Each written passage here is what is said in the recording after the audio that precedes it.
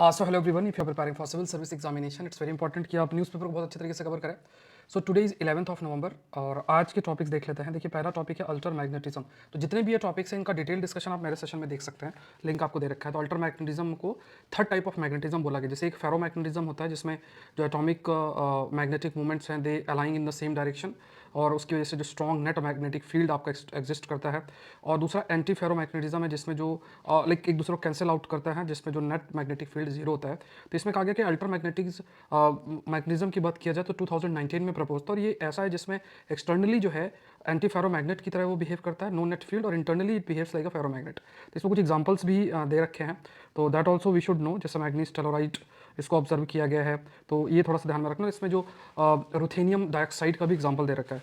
Next एक topic आपके लिए बनता है दैट इज जियोबैक्स। एग्रीकल्चर के अंदर है, तो जो जियो टेक्सटाइल फैब्रिक के बने होता है मेनली जो सिंथेटिक मटेरियल है, like strong permeable synthetic material जिसमें पॉली प्रोपाइलिन या पॉलिस्टर के माध्यम से इसको बनाया जाता है और इसमें सैंड और सॉइल को फिल किया जाता है।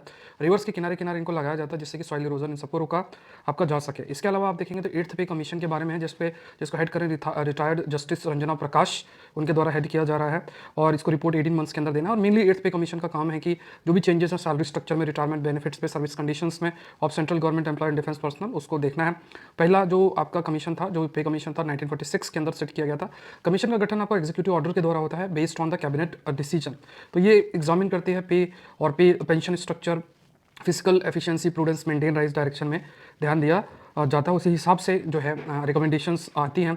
और थोड़ा अप्रोच में भी चेंज हुआ है। 70s में इक्विटी पे फोकस किया गया था, 80s के अंदर एफिशिएंसी, 90s में परफॉर्मेंस एंड इंसेंटिव्स, और प्रेजेंट ट्रेंड जो है वो अट्रैक्ट और रिटेन स्किल्ड टैलेंट को कैसे किया जा सके कि बेटर स्किल्ड लोग कैसे आ सके, उसके लिए आपको अच्छी ऑफरिंग करनी पड़ेगी, अच्छी सैलरी देनी पड़ेगी। तो क्योंकि आजकल टेक्नोलॉजिकल एरा है। फिर नेक्स्ट है why access to knowledge is crucial for innovation. तो यहाँ पे जो नोबेल प्राइज़ है जो इकोनॉमिक्स मिला है जोएल मोकियार, फिलिपिन एगियन, पीटर हॉविट, तो जो भी चेंजेस हैं टेक्नोलॉजिकल चेंजेस और कैसे वो रेस्पॉन्सिबल इकोनॉमिक ग्रोथ और क्रिएटिव डिस्ट्रक्शन के लिए हो सकता है। मतलब कोई नई टेक्नोलॉजी होती है तो that will be responsible for we can say कि जो पुरानी टेक्नोलॉजी उसके डिस्ट्रक्शन के लिए रिस्पॉन्सिबल होता है। बट ऐसा जो डिस्ट्रक्शन वो क्रिएटिव होता है in the sense economic growth को फैसिलिटेट करता है। तो इस पर बताया भी क्या है कि जो नॉलेज है प्रोपोजिशनल नॉलेज होता है जिसमें साइंटिफिक फैक्ट और थ्योरी के बारे में जानकारी, और दूसरा आपका प्रैक्टिकल जो टेक्निक्स, मतलब चीज़ों को कैसे आप उतार सके, प्रोडक्ट पे कन्वर्ट कर सकें, जिसे प्रिस्क्रिप्टिव नॉलेज बोलते हैं।